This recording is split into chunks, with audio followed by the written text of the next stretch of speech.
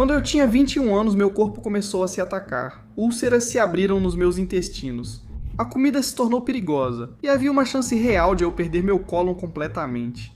Fui diagnosticado com doença inflamatória intestinal e durante anos minha vida se resumiu a dor constante, sangramento nas idas ao banheiro, medo e a recorrente pergunta: por que meu intestino estava em chamas? Após um doutorado em metabolismo, faculdade de medicina e quase uma década de experimentos cuidadosos comigo mesmo, ajustando obsessivamente meu corpo, como se meu terceiro diploma fosse PGP, cobaia profissional. Agora eu tenho respostas e tenho ferramentas. Mas naquela época eu não fazia ideia do que estava acontecendo com o meu corpo. Eu estava com medo, eu estava apavorado, e por causa disso sofri mais do que jamais poderia imaginar. Bem, acontece que seu amigo aqui está apenas quase morto. Agora eu passo muito tempo pensando sobre aquela outra pergunta. Se eu pudesse voltar ao diagnóstico com o conhecimento atual, como apagaria aquele fogo interno mais rápido? Este vídeo responde a essa dúvida, não só para quem tem doença inflamatória intestinal, colite ulcerativa ou Crohn, mas para qualquer um que sente o intestino desregulado. Porque os problemas intestinais existem em um espectro e, infelizmente, a verdade é que a maioria das pessoas está em algum ponto dele. Você não precisa estar. Deixe-me mostrar como começar. Aposto meu próprio cólon que essas descobertas também valem para humanos. Você pode pensar no seu intestino como uma rodovia que enfrenta tráfego constante, exceto que o asfalto dessa rodovia está sendo arrancado e substituído quase todos os dias. Essas são opções respaldadas pela ciência e baseadas em evidências. Isso não é alarmismo sobre fibras nem conspirações malucas do pessoal da dieta carnívora. Não é exagero dizer que a falta desse conhecimento poderia ter me custado, se não a vida, pelo menos o cólon. Porque quando seu intestino dói, sua vida encolhe. Seu mundo se resume a dor, medo, banheiros, exaustão. Mas eu também sei que a recuperação intestinal é possível. Vou explicar como isso funciona. Apresentarei ferramentas fundamentais, gratuitas e inesperadas para apoiar a saúde intestinal, que você pode usar já. Depois, na segunda parte, vamos abordar alguns princípios alimentares além do óbvio. E já adianto, não é fibra. Na terceira parte, falaremos sobre o melhor conjunto de peptídeos para a saúde intestinal. Nada que você precise injetar, mas peptídeos poderosos que você pode tomar por via oral, com múltiplos elementos de cura intestinal, acalmando a inflamação, apoiando as junções estreitas do seu intestino, curando o intestino permeável e controlando a tempestade inflamatória dentro das suas células intestinais. Reconheço que algumas dessas ferramentas são gratuitas, mas outras pagas. Mas se me permite fazer um comentário pessoal baseado na minha própria experiência, descobri que às vezes vale a pena investir em alimentos de qualidade, e sim, em suplementos também. Você pode acabar gastando mais de $2.000 para uma colonoscopia ao se mudar para o Reino Unido para o doutorado, vivendo com bolsa limitada, e depois comer só sardinhas de 79 pence do Tesco por meses para compensar. Desculpe, fui pessoal demais. Vamos começar com a ferramenta mais acessível e subestimada: práticas de respiração. Agora, se você for mente fechada, admito que eu era assim quando fui diagnosticado pela primeira vez. Isso provavelmente soa como um monte de papo furado. Sei lá, práticas de respiração. Parece difícil de acreditar que algo tão simples como relaxar e respirar possa curar um intestino inflamado. Mas deixa eu te mostrar uma ciência impressionante que começa com um fato inegável. Você pode alimentar diretamente as bactérias do seu intestino sem nem mesmo comer. Como isso funciona? Você tem glândulas no intestino chamadas glândulas de Brewer, provavelmente nomeadas em homenagem a alguém chamado Brewer com grande ego. Deixando isso de lado, essas glândulas secretam algo chamado mucina, que nutre as bactérias benéficas do intestino. E de forma geral, isso ajuda a construir resiliência no seu sistema gastrointestinal. Uma resiliência que eu perdi em um certo momento da minha vida. A pergunta então passa a ser: como você ativa as glândulas de Brewer para gerar a mucina que alimenta as bactérias do intestino? Bem, seu intestino está diretamente conectado ao seu cérebro por meio de algo que você talvez já tenha ouvido falar, o nervo vago. É a superestrada que liga seu cérebro ao intestino. Sua atividade é influenciada pelo cérebro ou estados mentais. Existe uma ligação direta do cérebro às glândulas de Brunner no intestino, que podem nutrir ou privar as bactérias intestinais. As consequências podem ser grandes. Por exemplo, se você cortar o nervo vago ou alterar negativamente o estímulo que vai do nervo para as glândulas do seu intestino, isso pode causar inchaço severo. É isso que acontece em camundongos quando você corta esse nervo. Veja como o estômago fica dilatado. Também pode afetar a barreira intestinal, tornando o intestino permeável e privando as bactérias de alimento. Esse é um caminho direto onde seu estado mental, mente e humor podem curar ou prejudicar seu intestino. E sem entrar muito nos detalhes, embora se você quiser analisar os 163 painéis de dados do artigo original, fique à vontade. O resumo é o seguinte: A redução do estresse ativa as glândulas do intestino pelo nervo vago para curar o órgão e seu revestimento, enquanto o estresse crônico prejudica e desestabiliza o intestino, privando as bactérias de alimento. Vale notar que muitos dados experimentais controlados vieram de animais. No entanto, os mesmos sistemas biológicos de funcionamento existem em nós, seres humanos, em mim, em você, também. Apostaria meu colo que essas descobertas também valem para humanos. A pergunta então passa a ser: como você ativa o nervo vago de uma forma que ajude a nutrir seu intestino por esses caminhos? É aí que a respiração entra em cena. A técnica mais eficaz pode ser o chamado suspiro fisiológico. Veja como você faz isso. Inspire profundamente pelo nariz. Então, antes de expirar, faça uma segunda inspiração menor, como se fosse um gole de ar. Então,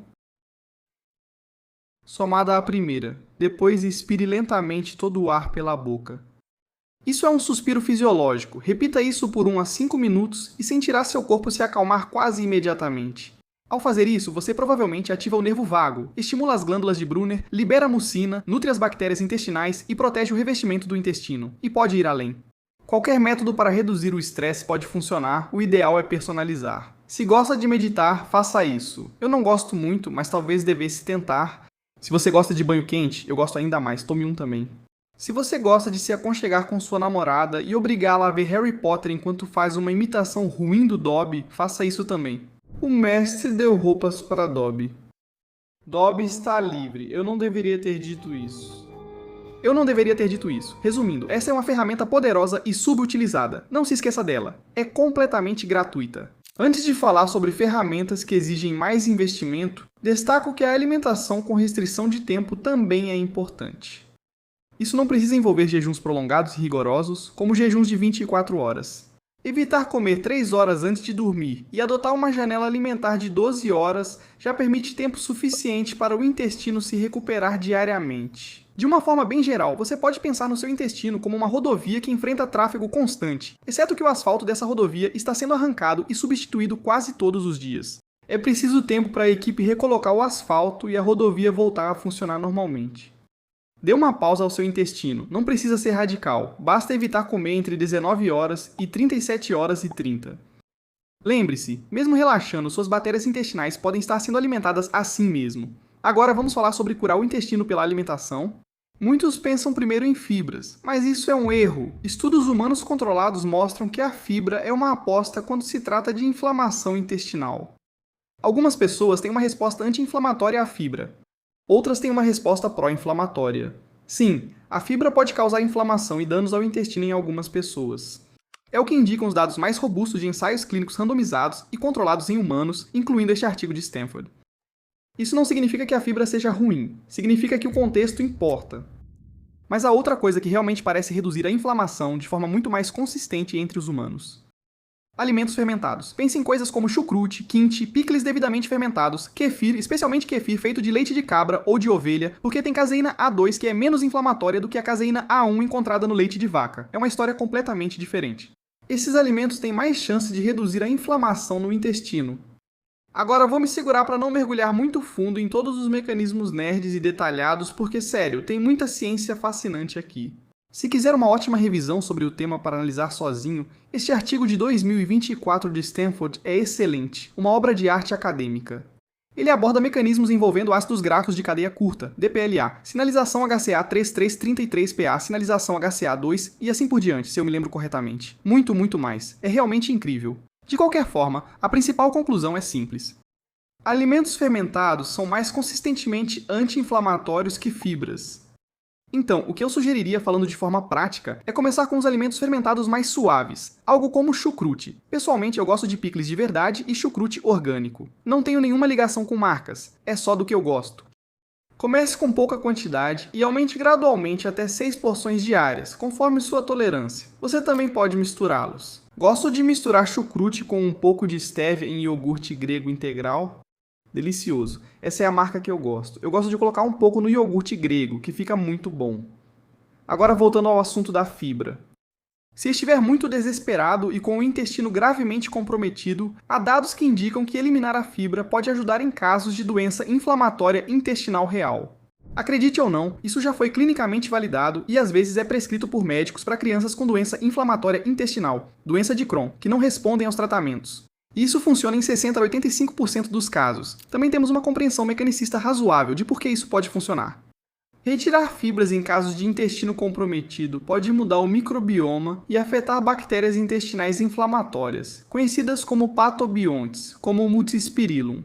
Isso pode explicar por que dietas carnívoras sem fibras parecem ser terapêuticas para algumas pessoas com doença inflamatória intestinal. Se você se interessa por esse assunto, nós publicamos um artigo de acesso aberto sobre isso que você pode conferir caso tenha interesse. Uma das vantagens do artigo, na minha opinião, é que podemos incluir depoimentos de pacientes. Então vá ler, é totalmente de acesso aberto, pode abrir seus olhos. É possível combinar essas abordagens de forma inovadora, como eliminar fibras por um mês para reiniciar e depois introduzir alimentos fermentados aos poucos. Mas o ponto importante é que essas são opções respaldadas pela ciência, baseadas em evidências. Não significa que todas tenham um estudo duplo cego randomizado, mas são fundamentadas na ciência. Isso não é alarmismo sobre fibras nem teoria conspiratória de grupos carnívoros. Antes de falar da combinação definitiva de peptídeos para a recuperação intestinal, menciono os probióticos, que andam junto com alimentos fermentados. Agora você absolutamente não precisa tomar o probiótico que eu tomo, que é de um laboratório chamado InnoLabs, mas deixe-me explicar por que eu acho ele particularmente interessante. Probióticos são geralmente imprevisíveis. Algumas pessoas respondem bem, outras não têm resposta. Mas uma coisa a qual todos nós estamos expostos e que realmente me preocupa são os microplásticos. Eles são sorrateiros, eles estão em toda parte, eles são impossíveis de evitar completamente. Essas partículas entram pelo revestimento intestinal e se acumulam em tecidos como o coração, cérebro e o próprio revestimento intestinal, podendo causar danos ao ativar células imunológicas e estimular a inflamação. Eu tenho muito mais conteúdo sobre esse assunto em particular, que vou deixar linkado abaixo, caso você tenha interesse. O que acho interessante nesse probiótico da InnoLabs é que ele foi desenvolvido por uma equipe de pessoas em quem eu realmente confio. Este é o Dr. Matthew Dunn. Ele obteve doutorado em Biologia Molecular e Bioquímica. Bons cientistas, gente boa, selecionaram micro-organismos que se ligam ao plástico como um velcro biológico. E a ideia é que essas bactérias ajudam a prender os microplásticos dentro do intestino para que você possa excretá-los em vez de absorvê-los pelo revestimento intestinal e para o seu corpo como um todo. As cepas bacterianas selecionadas têm capacidade comprovada de se ligar aos microplásticos, como mostrado aqui. Quero ser transparente. Ainda não há ensaios clínicos que comprovem que o uso prolongado desse probiótico reduz a carga de microplásticos no corpo humano. Isso não é um aspirador mágico de microplásticos. Nada disso existe, quero deixar claro. Imagine um probiótico de alta qualidade com um potencial mecanismo de proteção contra microplásticos. Vou ser sincero sobre a situação dos dados. Essa empresa é pequena, batalhadora e busca resolver um problema importante com uma solução inovadora, o que me faz gostar dela. Espero, conforme cresço, poder ajudar a financiar ensaios clínicos para testar essas ideias rigorosamente. Mas, dito isso, chegou a hora do clímax, a combinação definitiva de peptídeos para a recuperação do intestino. Vou manter isso enxuto como você quer as junções estreitas no intestino, e vamos ver como fazer com o lirosutil. Mas, por favor, saiba que eu tenho análises aprofundadas sobre cada um desses compostos, onde examino rigorosamente os dados, mostro os gráficos, explico como os estudos foram feitos, além de cerca de 50 páginas de anotações escritas cobrindo os artigos que revisei e analisei para desenvolver essa combinação. Existem 3 compostos sobre os quais vamos falar, BPC-157-lirosutide e algo chamado KPV. Cada um faz algo um pouco diferente e complementar, e cada um precisa ser administrado de uma forma um pouco diferente. Vamos começar com o BPC-157. Este peptídeo é comum como injetável para lesões esportivas e ortopédicas, mas, por via oral, pode ajudar a reparar o trato intestinal. De modo geral, ele participa da reparação de tecidos, sinalização regenerativa, favorece o fluxo sanguíneo, cicatrização da mucosa e restauração do revestimento intestinal. É melhor tomá-lo com o estômago vazio, 1 ou 2 vezes ao dia, em doses de 250 a 500 microgramas para manter um ambiente regenerativo para a cura do intestino. Seguindo, o próximo é lirosutide, que é diferente. Ele foi criado para a doença celíaca, visando melhorar a tolerância ao glúten, e é nesse contexto que há dados mais sólidos de ensaios clínicos controlados em humanos. Ele atua como um escudo contra compostos que aumentam a permeabilidade intestinal, conhecida como intestino permeável, bloqueando a sinalização da zonulina. Zonulina não é um super vilão. Bem, de certa forma é, mas a zonulina é uma molécula envolvida no desenvolvimento do intestino permeável, ou, em linguagem acadêmica, no aumento da permeabilidade intestinal. Isso faz com que compostos inflamatórios atravessem o revestimento do intestino, entrem no corpo e causem inflamação no corpo todo. E o mais importante, esse fenômeno não acontece apenas na doença celíaca. Ele pode acontecer em muitos de nós de forma subclínica, mesmo que não saibamos o que está acontecendo. O intestino permeável, ou aumento da permeabilidade intestinal, ocorre em uma ampla variedade de condições inflamatórias, e, na minha opinião, provavelmente é subdiagnosticado. Mas ao bloquear a sinalização da zonulina, lirozultide ajuda a manter as junções de oclusão entre suas células intestinais seladas e estáveis. Em outras palavras, lirozultide ajuda a manter o revestimento do seu intestino firme. Este deve ser tomado de forma diferente, cerca de 15 minutos antes das refeições, geralmente 0,5 mg. As refeições podem conter compostos que elevam a zonulina e a permeabilidade intestinal. Por isso, o horário em que você toma faz diferença. Lirozultide estabiliza as junções de oclusão antes que alimentos, produtos microbianos ou gatilhos inflamatórios induzam a liberação de zonulina, pois é um bloqueador dessa substância. Então, BPC 157 com o estômago vazio e lirozultide 15 minutos antes das refeições. O último composto se chama KPV, que ocupa mais um nicho no ecossistema de cura intestinal. Diferente do lirozultide, o KPV atua diretamente suprimindo a sinalização inflamatória nas células intestinais inflamadas. Ele penetra células intestinais imunológicas, inibindo vias inflamatórias como a sinalização NF-κB. Mas o que é especialmente fascinante sobre o KPV é que ele se comporta quase como um míssil inteligente que busca inflamação. Acho que seria um míssil chamado pela inflamação. Enfim, o mecanismo depende de um transportador chamado PEPT1 que se torna mais abundante, mais altamente expresso no intestino e nas células imunológicas quando a inflamação aumenta. Quanto mais inflamado o tecido, mais transportadores para o KPV ficam disponíveis para ele entrar na célula, tornando-o um agente terapêutico direcionado. Ele atua onde há inflamação.